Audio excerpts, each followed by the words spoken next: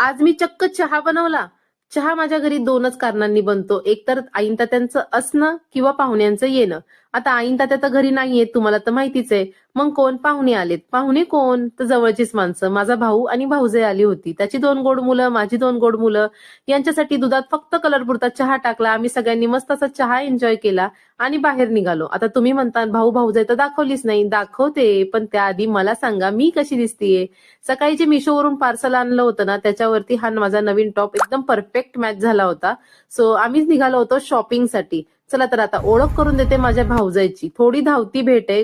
पहा, ही आहे माझी भाऊजाई आणि आम्ही निघालो होतो शॉपिंगसाठी. आता त्यांना खरेदी करायची होती, पण आम्ही त्यांच्यासोबत सहजच म्हणून आलो. चला म्हटलं थोडं फिरून येऊया. आणि इथे आम्ही साडीच्या शॉपमध्ये आल्यानंतर इथे हा जो स्टॅच्यू दिसतोय ना मागे, याची साडी पाहून अगस्त्याचं चालू होतं की ही साडी मी आईला घेऊ का, आणि बर्फीचं चालू होतं तिचे नेल्स पाहणं. सो चला अगस्त्याला विचारूया ही साडी तो कुणासाठी घेणार आहे. ती साडी कुणासाठी घेणार? कुणासाठी? तुझ्यासाठी. होय. हा. कधी? आता पैसे आहेत का खिशात? तू घे ना. हा, मीच घ्यायची तू देणार का? आता हा माझा छोटा अगस्त्य केव्हा मोठा होणार आणि केव्हा मला ती साडी देणार हा विचार करत बसण्यात अर्थ नाहीये. त्याला लय वर्ष आहेत अजून.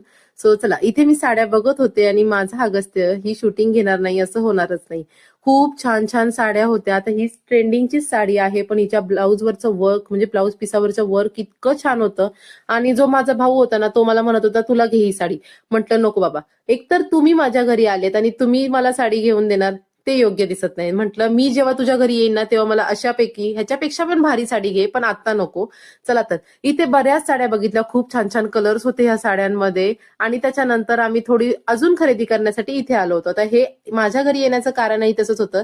त्यांना जायचं होतं हळदीला आणि उद्या आहे त्यांचं कुणाचं तरी रिलेटिव्हचं लग्न. सो त्यासाठीच ते माझ्याकडे आले होते. आता सगळी खरेदी झाल्यानंतर आम्ही फायनली घरी आलो. घरी आल्यानंतर माझ्या अहोंसोबत त्यांनी थोड्या वेळ गप्पा मारल्या असतील, 10-15 मिनिटं, आणि लगेचच ते निघाले. आणि ते परत रात्री 10:30च्या दरम्यान येणार होते हळदीवरून. सो मस्त असा येल्लो कलर वेअर केला होता त्यांनी आणि छान असा हळदी फंक्शन एन्जॉय करायला ते गेले. आणि त्यानंतर मला लक्षात आलं की सकाळीच मला निमंत्रण आलं होतं घाना बांगड्यांचं. तसं मी तुमच्यासोबत आधीही शेअर केलं होतं की मी हळद फोडायला गेली होती. त्याच नवरी मुलीची आज बांगड्यांचा कार्यक्रम होता. तिथे गेले, सुंदर असं डेकोरेशन पाहिलं आणि फोटो काढायचा मोह मला आवरला नाही. इतकं छान डेकोरेशन होतं.